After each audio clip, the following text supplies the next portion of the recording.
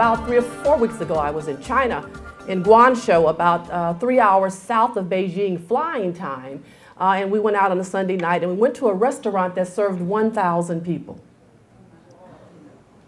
And of course, I ended up on level 2, which was about 400, and I forgot about the other 3 levels, which took to about 1,000. And so they, you walk in and you select your fish, and so they have to do the footprint to include all of that. And they had fish, and I looked at the one that I thought looked like it had been treated the best and was the healthiest. and I selected that one. And then they had a sort of a gaggle of little, really slim snakes that were, silver, and you slice those, and I decided they all didn't look that great, so I passed that up. But the idea of sort of scale and culture and variety is really what we're talking about. And so I offer that up as one difference. We talk about this. Think about 1,000 people and everything that it takes to support a dining experience at that level. That really does reference density in a way that we're not used to it. Think about our interstate when we got started. We never thought it would bring the economic benefit that it has, that it would serve the primacy that it has in terms of making us a world leader, that kind of a decision. So we've made decisions about our future way back that has significant good consequences for us on a going forward basis. And I'm going to make the argument that that's where we are today, and it's another time period for us to think about what those good decisions are. When I started looking and talking about mega regions, which is across state lines and has some other characteristics, I'll talk about it, I went to Georgia Power, and they got all excited. They said, we've been doing mega regions planning for a long time. We serve Alabama and Georgia, and we got Alabama Power and Georgia Power, which is a southern company. So on the private sector side, what we're going to talk about is something they're quite familiar with. It's not something we're so comfortable with on the side of the public sector. And why mega regions? I'm going to spend a lot of time on that. You, I think, will understand some of this, but I want to make it really, really clear and more explicit as we go along. The global economy has a lot to do with it, which I argue we are sleeping by my expectations and hopes for our country. Nonetheless, it's a major mover.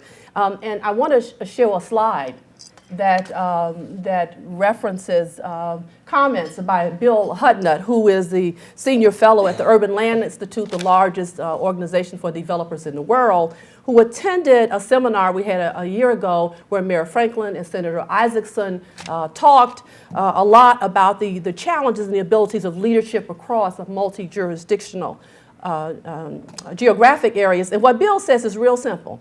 He says, think global, act mega regional, and he says why?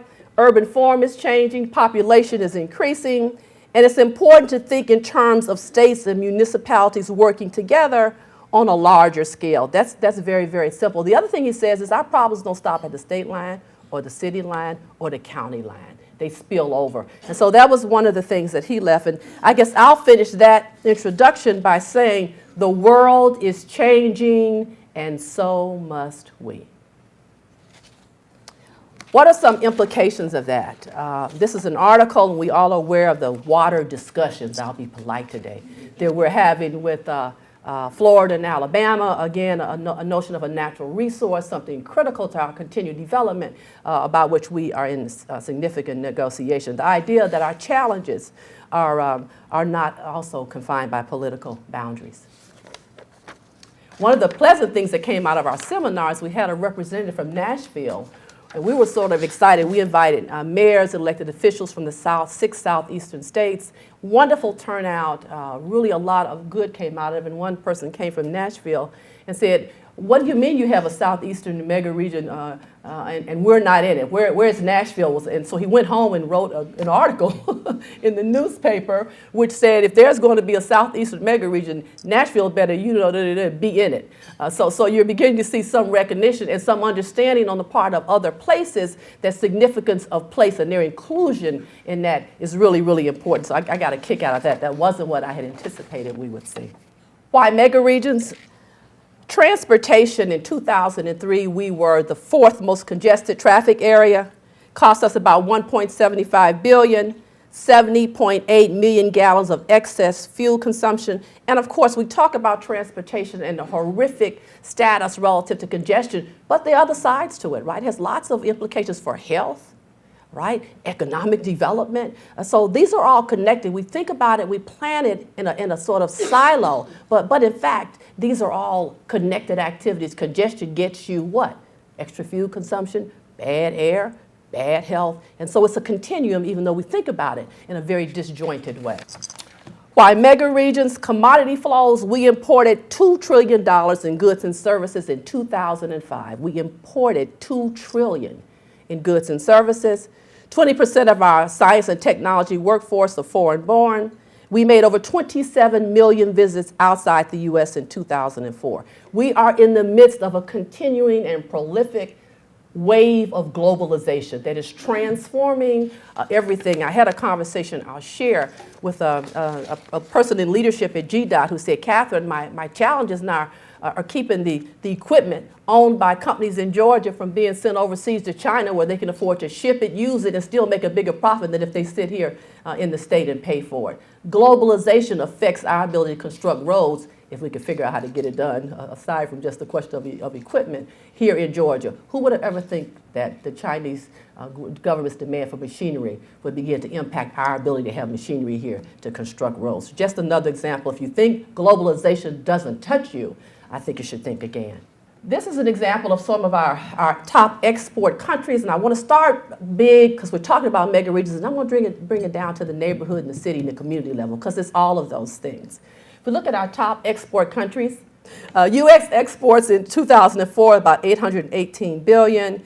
For us, PAM is 6 states: Georgia, Florida, Alabama, Tennessee, North Carolina, and South Carolina.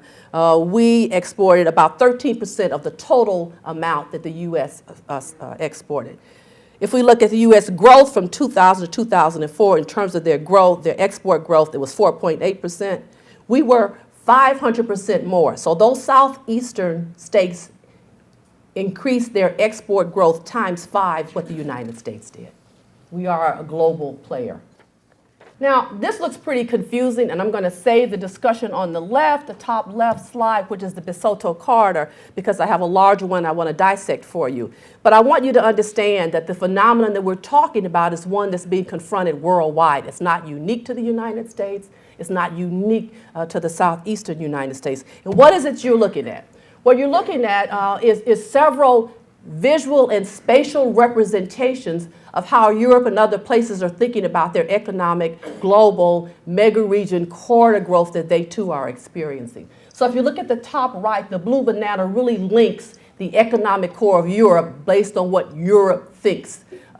If you look to the bottom right, you see different growth corridors that are outlined. The point is they're saying, look at population, look at where we have high growth areas, look at where we have tremendous problems. How can we leverage that high growth area to help those places that are dying on the vine? And let's think about it in a global way, identifying corridors and nodes and centers, not only in terms of metropolitan Atlanta, but in terms of our country and multiple countries. Same concept, huge difference in scale. About 3 years ago, I got an invitation, 2.5 years ago, that was extended to 15 people in Europe and 15 scholars in the United States to visit the Rockefeller Home, which has since then been referenced as the Pocantico Conference Center, upstate New York, a think tank that really is where the Rockefellers used to live, and the opulence is something I just can't hardly describe. It just is overwhelming, with most of the original arts by the masters still on the first floor. But let me leave that. You can see that impressed me a lot, having not been used to quite that environment. But we got together, and usually when they call us, and I admit I'm a bit defensive about the Harvards and the Stanfords and the MITs, because they usually call us the second or third time. The first call goes out and they're in the room, and the second or third time they'll look south or they'll look west. Well, this time, this is the first call for a really important conference, and I got invited. I thought, aha, there's something going on here. Well, they began to talk about research that had been done initially where they actually forecast population for every county in the United States through 2050. And when they did that, this map showed up. 10 emerging mega regions that we are moving toward this kind of a spatial relationship over the next 30 plus years. Then I thought, aha, now why am I in the room? We began to look at those numbers, and arguably between us and California, Atlanta, the Southeast, the Piedmont Atlantic mega region is the fastest growing of those. And so not to have us in the room is not to have an intelligent conversation about where the action, most of the action is likely to be. So then I figured out, that's why I got the call on the first time around. Of course, we immediately came back to Georgia Tech and we did our own numbers. It's not that we don't trust them, but you know how it is. So we came back and did our own population forecast for every county through 2050. Map pretty much the same, some differences, but this kind of an analysis, this kind of a forward look is what's framing the mega region, the evolving mega regional structure in the United States. It has gone since then to be quite, I'm kind of blown away when I think about what started. European Union people stood up and talked about their experiences in Europe. We all sort of heard that and vowed to go back and align ourselves with our MPOs. We worked really closely from the beginning. Chick and Tom, staff have been very much involved. Tom even went to Madrid with us when we went. Have been very much involved in this. Same relationship in each of 10 of those. Now bringing elected officials in so we can start something we call America 2050. That is now, and Chick referenced it, going extremely well with lots of involvement and leadership by the MPOs, the mayors, et cetera. So I want you to get an idea that this phenomenon that we're looking at, and you might not be surprised that these places are the places that are growing. They don't stop, they're not disconnected, they just get bigger, and they're going to be the place where 70% of us are going to live. The terminology is somewhat confusing, and if you believe a picture is worth 1,000 words, so do I. So I thought we'd start pretty simple, just trying to communicate a little bit about some of these concepts. Think on the left, the mega region or the mega city is any city. Right now, we actually have one meta city, that's Tokyo, 20 million plus. The others are mega cities. Typically, when we say a mega city, we mean 10 million or plus. That too leaves us off, with the exception of Los Angeles and New York. We don't have that. But that's the world vocabulary. What we're doing is framing what does it mean for us within the context of those 10 mega regions I just showed you. We got to figure that out. China doesn't care. They got 10 million plus, right? India. But what is the American counterpart to the phenomenal growth that we're experiencing? That's a part of our challenge. So if you look at this notion of mega city or mega region, let's go to something that we call megapolitan area. That gets defined by the census. That is a matter of look at where the corridors go, the transportation, connected up, who lives, and that's kind of how it gets defined. Mega region can be the site that encompasses a city, a corridor, which we see here, and a sphere of influence shown in gray that talks about who lives around that place. So it's much larger, much more inclusive. The socio-political, cultural pieces of that become very, very important, your ability to analyze that and understand that. We argue that it's this area of influence that explains why there's an affinity among those 6 states, why there's an affinity among Cascadia and Seattle, why the Texas Triangle works like it does. So try to keep just those conceptually, those things in mind. I was talking to Paul Farmer, who heads up the American Planning Association. Myself and Robert Yarrow, Regional Planning Association, a number of others made a presentation at a national conference about 6 weeks ago. And Paul, whom I know very well, stood up and said, "Oh, Catherine, we know we're growing. We've known this for years, and so what does it all matter? What does it all mean, and what's different?" And I said, "Paul, what's different is we are. We're not planning for us out here. We're planning for a whole new generation of people who don't look like us, don't necessarily talk like us, don't necessarily want to live like us." And if you're tracking what's happening in the real estate market, we know that market has changed. That's not true only within cities. That's true throughout our urban areas, our metropolitan areas. So we have a different stake right now. Let's talk about what we call, and we have named, and it's really funny because the Piedmont Atlantic mega region got its name. This is a benefit of jumping out first. At a class in Georgia Tech, and now every time anybody talks about it, overseas or otherwise, it's called the Piedmont Atlantic mega region. So we've had the benefit. And a number of people who were in that class now work for ARC, were really instrumental in sort of helping us figure out, and for obvious reasons, right, Atlantic and the Piedmont. But in any event, that is how we are identified. So when you see that anywhere you will, that's what we're referencing. So look, if you will, at the major cities, which I've talked about as mega region, mega city. Look at our corridors, our primary megapolitan corridor, which would be Birmingham, Atlanta, Charlotte, and Raleigh. Look at the relationship of those, our port cities. And what you'll notice very quickly is that we stop around Jacksonville when we get to Florida. There's a big argument that, in fact, Jacksonville is much more like the rest of those, and Miami and South Florida has a huge South American orientation and is a fundamentally different region. Remember, I go back to what I said about the socio-political culture, that it is fundamentally different than the rest of us. And so you see a mega region that references Miami, South Florida, and a huge orientation, if you will, to South America.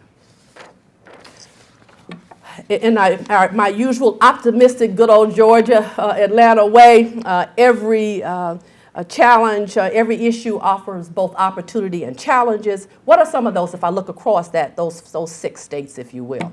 Growth, we've already talked about that. Consumption, we drink more and we consume more land than anybody. We're not so great on degradation either, but I won't talk about that for a moment. Disparities, rich and poor. Infrastructure, we all know, we I think are leading the nation in terms of really inadequacy for infrastructure, given the growth we know is coming. Competitiveness, the global competitiveness, underwritten now, as you're going to see, increasingly by huge investments in infrastructure that provide connectivity to new markets. So the global competitiveness, the regional competitiveness is another issue. And there are tremendous issues in fragmentation tied to our strong preference and insistence that everything is local. First, foremost, and last, and you pay a price for that. And that price is going higher as the economy and the world economy has changed. The idea that those 6 states, the population will double in 50 years. So take this room, put twice as many people in it, and figure out the problems you got then that you don't have now. It's a very good analogy for what is confronting us. Issues facing Pam, what I want to do now is to take each of those 6 issues and talk very quickly about what those underlying challenges are, then some notion towards solutions, and then hopefully maybe some discussion. We are the place to be. In all the conferences that we've had, when we talk about mega regions, everybody is heading south, and not just south, they're coming southeast, and not just southeast, they are coming to Atlanta. And I think this is a great example. We had 2.9 people move between 1995 and 2000. About slightly over half of those moved from the rest of the country. The others were from international community. But look where the width of the line denotes the magnitude of growth, or the magnitude of people that moved to our region. And so you can see the Great Lakes, no surprise. My own personal Cleveland, my city, which is would love to have our growth problems, let me just say. Cleveland, Ohio, tremendous loss of population there. New England, Boston, which I will admit to me has come as a bit of a surprise in terms of how fast they too are facing a depleting population, folks actually moving south. Mid-East, we lost a little bit to the Rocky Mountains, and I can't figure that one out, and I don't know quite who went. But in any event, if you look at that, it gives you some idea that the extent to which we're losing folks, that's kind of where it's going. I want to do just a visual experiment with you now, just for a moment. I talked about this megapolitan corridors, the observation that cities and MSAs are really growing together, just like our cities and our suburbs, no difference. So let's look at sort of the Charlotte, the Birmingham, Atlanta, Charlotte, Raleigh corridor. Then look at Nashville and Tuscaloosa, Alabama, that's sort of running north-south in this picture. This is a 1973 relationship of those MSAs. This is 1983, same MSAs. 1993, same MSAs. 2003 MSA boundaries. With the exception of a county or two, we are a continuum. That used to be true only for Boston, Washington, New York corridor. That was the Bosch-Wash corridor was it in terms of megalopolis. Now you got Los Angeles and you got Atlanta. You got this whole corridor that we're talking about now with exactly those kinds of challenges. So the question becomes, if I say, raise your hand, what kind of governmental structure, institutional structure, organizational structure do we have to plan at this level? None. And that's the level at which none, absolutely none. Why does it matter a lot? Oh, we've talked about that, but let me make a point. We're going to reconstruct about what, 84 billion, and maybe it's 90. The point is, if these people come, we've got to house them, we have to educate them. It's all new construction. Do we go out and build what's on the ground now? Do we make Atlanta exactly as it is? The Atlanta Regional Commission's geographic, the 13 counties, the 24 to 32, we do it the same? No, we got to do it better because we got to do it better because we know how to do it better, and we're doing it for different people. So one of the biggest issues is as we construct this new environment for this new population, how does it happen? What's important? Are they willing to live with the lack of mobility that is confronting us, given the kinds of resources we are not spending on solving that problem? 1993, a snapshot of a small subdivision in Fulton County, southeast. And you can see there's a subdivision right here in the southern corner. And if you go very quickly to 2002, you can see now it's a morass of subdivisions, all unconnected. I mean, you got to get out and drive everywhere. You know, there's none of this connectivity that we all talk about. It doesn't exist. So it's working havoc even in our subdivisions, which is a problem. But the other idea is that the per capita consumption for us is 0.67 acres per person, while the U.S. is only 0.36. My idea that we consume more water and land than almost anyone.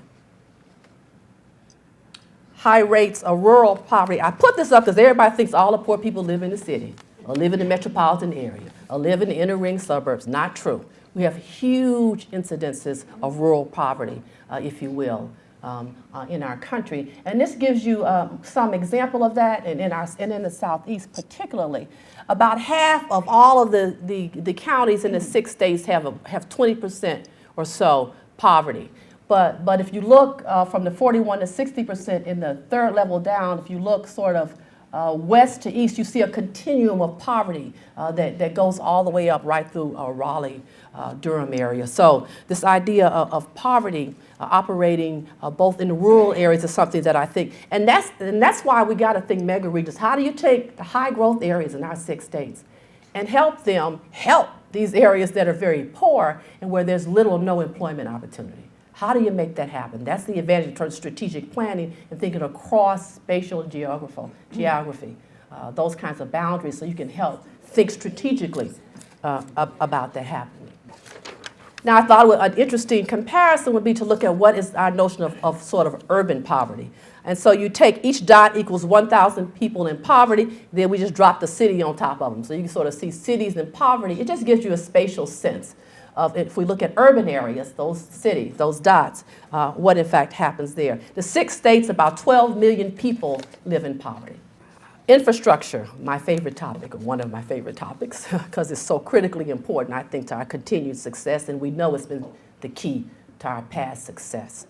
If we look at change in mode share by weight between 1993 and 2002, it's always interesting to do the 6 states versus the U.S., so that's kind of how I decided to structure this analysis. Just the change in mode share in the United States for truck was about 23%. Those 6 states did 31%, so we're ahead of the U.S. in terms of trucks shifted carrying our freight. Rail, we had a negative 35%. Now, why do you all think that is? We had a negative 35% shift. Because we don't have any what? Rail, right? Right? You can't move it if you don't have it. So you can't use it if you don't have it. So while we have a 21% shift in the U.S., we have a negative 35 in the 6 southeastern states. And lastly, let's look at air transportation. Because we have no rail, I suggest that is why you see the great discrepancy with 20% U.S. and then 88% growth in mode share in air commodity movement over the same time period, because for us, that's the only option. As you know, it's a pricey option as well. So just some observations about what's happening relative to freight. VMT increasing faster than population. If you look at the 6 states, we had about a 2.8% annual change in population. Overall, all of us between 1982 and 2003 are traveling 70% more.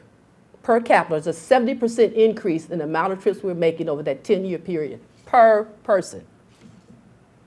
And about 20 years ago, Bell South came to us and a couple of what they call we thought were futurist thinkers and said, close your eyes and look at 2006 and tell us what life is going to be like. And being the transportation person who was asking, I said, oh my God, trips are going to, no congestion, cut in half, telecommunications, work at home, freight, all those things that happen, and all that free time now, we travel more, we just don't go to work.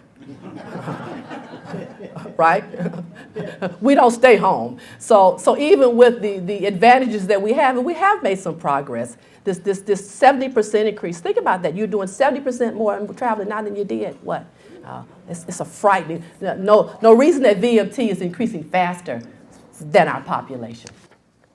There's a lot of numbers. Let me just point you to one, the fact that we have a 234% increase in congestion with a 28% increase in population. Another way to think about us and our mobility and how much we're consuming relative to transportation. I talked about a new issue here, and I referenced it. I want to talk about this notion of fragmentation in the Southeast. We have 6 states, parts of Florida, 534 counties in the 6-state area, PAM mega region, 4,400 in cities, and I'm going to ask Chick and Mayor Franklin to coordinate all of those. Well, we just added 2 more. Oh, I don't More to come. And more to come. We already have 4,000. What's 2 or 3 more? The point is, when we talk about the challenges working across, I don't want to paint an easy picture, a naive picture. That's the reality. That's our political reality. That's our geographic reality. Doesn't mean the problem doesn't need to get solved at a different level, but that's what we're confronting. And I think that's a really good way to sort of frame it to help you think about how challenging that really could be. Okay, a little bit on the let's talk strategy, just a bit for successful solutions. I start with this notion of a holistic approach, and I'm quickly becoming a proponent of what we call spatial planning, as it's been defined in Europe, because it's one of those tools that helps you go from the very small to the very, very big. It deals with space. You can deal with order of magnitude. But when we talk about visioning, I talked about a holistic approach, and I talked about a multi-sectoral approach. We're talking mobility, natural resources, green space, housing, all those things that mean a high quality of life and a quality place, because that's what turns in the 21st century. People who can choose to live anywhere do it, whether they want to choose, where they got a high quality of life, it's a nice place to live, efficient government, they can get in and out, and there are ways that they can entertain themselves. I talk about a mega region, the global economy, and then I say, well, what does that mean for my neighborhood? And I ask you, what regional, global economy, mega region, what does that mean for your neighborhood? That's the challenge. The time that we make the argument that you have to focus regionally, mega regional, you can't forget the fact that it all starts in neighborhoods. And I go particularly small. I could have stopped at the city, but I stop at the neighborhood because this notion of scale and focusing on all these issues has to happen up and down the ladder. Nobody, no place, no size, no place can be excluded because it's too small to be considered. And so this notion of neighborhood to the globe, from where you live to the rest of the world, is a part of our challenge in terms of place and scale. Today, 2050, and looking further into the future, so we talked a multiplicity of issues. We've talked scale from the neighborhood to global, and now we're talking temporal from today and 2050 and beyond. We say 2050, 2030, 2020, our future is now for us. I have been astonished at the extent to which the nature of our challenges are becoming so chronic that we're being crippled because we can't move. We're being crippled because our educational system isn't what it needs to be to maintain the kind of competitiveness that made us a world leader and a leader in the United States. If you look at the South, the fact that everybody wants to be here, it's because obviously we've done some things right. My worry is, how do you keep doing that? How do we make sure that happens? Okay, let me get out on a limb here a little bit. I would argue that what we do now has outgrown its effectiveness, that the way that we look at infrastructure planning, our procurement process and construction processes certainly are dysfunctional. Worked good maybe when we thought about 1950, worked pretty good for 25 or 30, 40 years, broken, and we have to do a better job of figuring out how we are going to re-energize that in our productivity in that regard. I'm going to give you an example later that tells you how important that is. So mega region calls for a broader vision and planning framework, and it says that we got to evolve. Planning approaches ought to evolve over the time. One of the major criticisms, I think, if you look at transportation planning, travel demand forecasting and modeling, we started that in 1950 Chicago area transportation study. We haven't improved it a whole lot. Not a whole lot. Some. Technology has helped us, no doubt, but the basic concepts have been constant over time.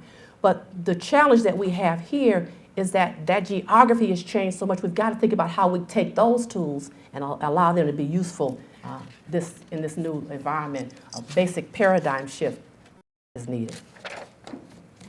Longer time frames and broader geographic areas. I've talked about the whole notion of mega region, collaborative planning between multiple states, multiple regions, multiple cities.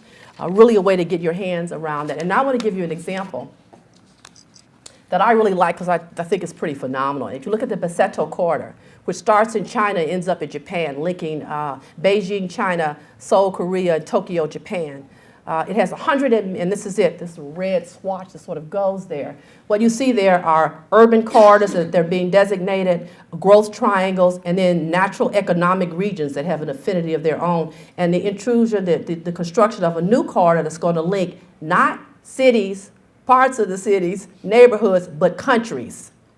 Countries that will have 112 cities along that corridor with populations of over 200,000. It's about 900 miles long. It links 4 countries, and they're going to do a joint project to high-speed rail. So you can get from Beijing to Tokyo in a flash. That's infrastructure planning for, I wouldn't even call that mega region. It must be super mega region is how I might frame it. But it's one example, again, of scale and the kinds of investments other countries are making to remain globally competitive. Transportation, the Southeastern High-Speed Rail, you all know the environmental work denoted by the red, and here looks at our Washington, D.C.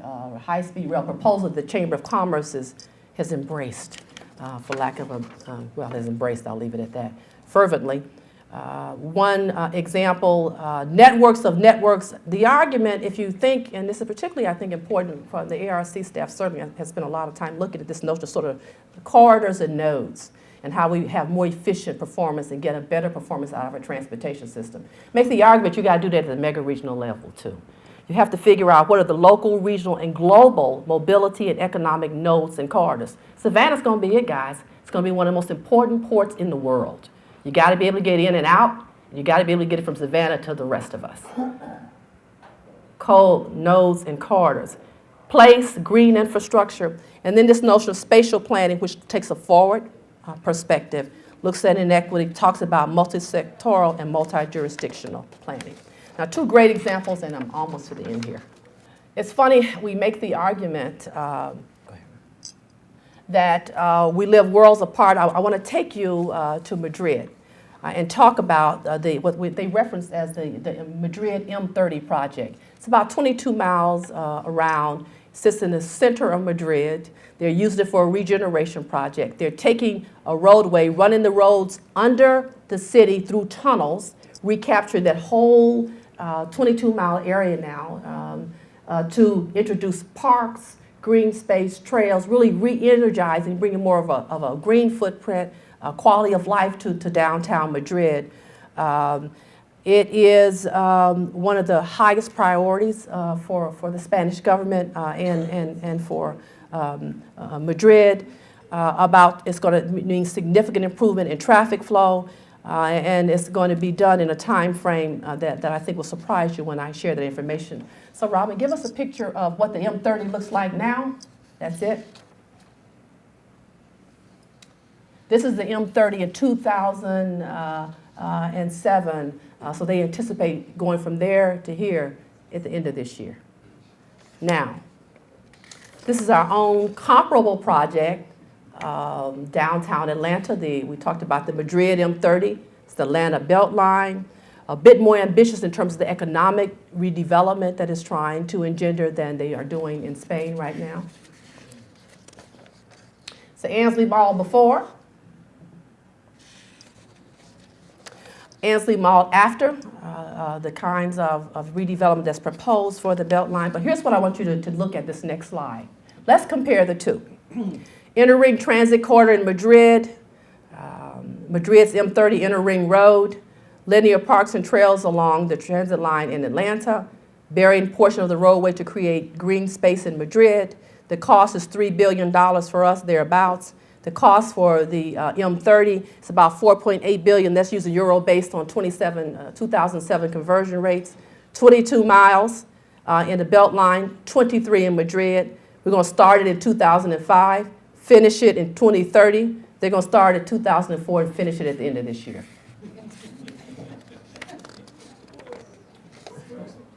This is the high-speed rail in Spain. Red is, I think, existing. Blue is high-speed existing rail. Red is under construction. Planned construction for 2020 is in the green. If I put the same map for our country and said identify the high-speed rail, it would be empty. There isn't any. But you can see that it focuses very definitely in attempts to have the same kind of orientation in terms of economic regions, and is not different to some extent. It's a little biased, I would argue, in terms of the Eastern Coast, but I live there.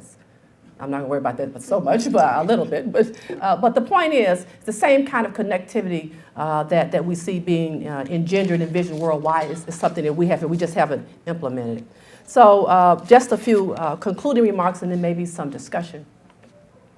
Let me make the observation that we have to link political will with the long-term and increasingly, I would argue, short-term economic interests of our country because of the global economy. PAM or mega regions, our states, our cities, our regions, and our neighborhoods, linking political will with our own best economic interests. First observation. And I admit that it's particularly challenging to do. I guess I'll end by saying the world is changing, and so must we. Thank you.